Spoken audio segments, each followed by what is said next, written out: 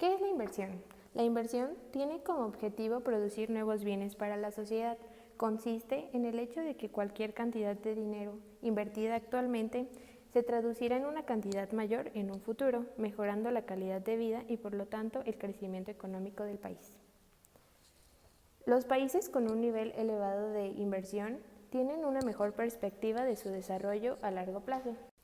La inversión aumenta el patrimonio público y por lo tanto la infraestructura, como lo son las carreteras, las viviendas, las redes de distribución eléctrica, las escuelas y los ferrocarriles.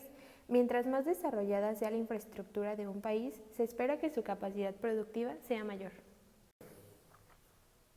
El problema de la situación actual es que cuando los hogares y empresas habían empezado tímidamente a ajustar sus desequilibrios, estos se han agrandado como consecuencia de la pérdida de renta real, ocasionada por la subida de los precios del petróleo, alimentos y otras materias primas.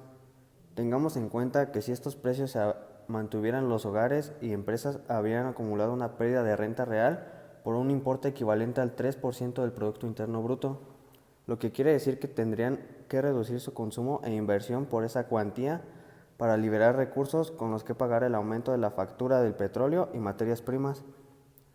Si dispusieran de financiación como en los años pasados, podrían hacer este ajuste poco a poco, aunque fuera endeudándose más. Pero sin ella, el ajuste del gasto interno tendrá que ser rápido y severo. Lo que nos dice la contabilidad de los hogares es que el avance de su renta disponible se ralentiza como consecuencia del menor aumento del empleo y del fuerte crecimiento de las cargas financieras. Al mismo tiempo, el crecimiento del consumo nominal se mantiene estable, pues aunque se reduce en términos reales, se aceleran los precios. Las causas del desequilibrio económico mexicano se refieren a las distorsiones que a nivel internacional genera el exceso de liquidez producida por las medidas de política monetaria y estímulos generadas por los principales bancos centrales del mundo. Los bancos centrales tomaron algunas medidas, la más importante, que bajaron las tasas de referencia, con lo cual todas las tasas cayeron significativamente y esto afectó indirectamente a la economía de México y a todos los países. Tan solo la Reserva Federal inyectó 3.5 trillones de dólares a través de la compra de bonos. Para que se comprenda mejor el concepto, ello es equivalente a que el Banco de México hubiera comprado a los inversionistas instrumentos de deuda del gobierno mexicano para que al tener recursos en vez de estos instrumentos de inversión se favoreciera que se canalizaran estos recursos como inversión productiva que apoyara el crecimiento de economía.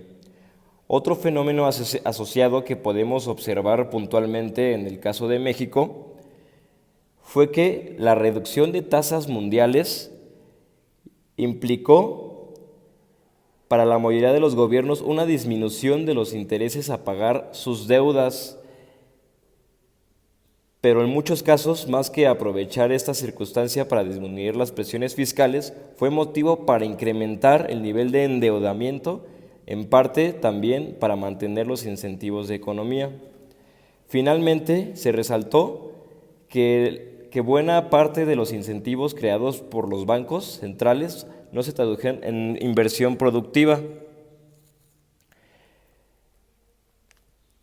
Una parte se convirtió en una enorme liquidez financiera que, buscando mejores retornos para la inversión, se mueve del país de región en región, generando por su volumen desequilibrios que afectan a economías locales. En el escenario mundial actual y ante las particularidades de la economía mexicana, un escenario de crecimiento elevado prácticamente impensable. Por ello es imperativo que en México tome las decisiones necesarias que le permitan tener un crecimiento real y sostenido, que traduzca el bienestar económico de las familias, evitando el endeudamiento excesivo y sus consecuencias como la inflación de la moneda. Las consecuencias que se tienen por el desequilibrio económico es el descuido de un sector en el ámbito de seguridad, educación, agricultura o de salud, entre otros.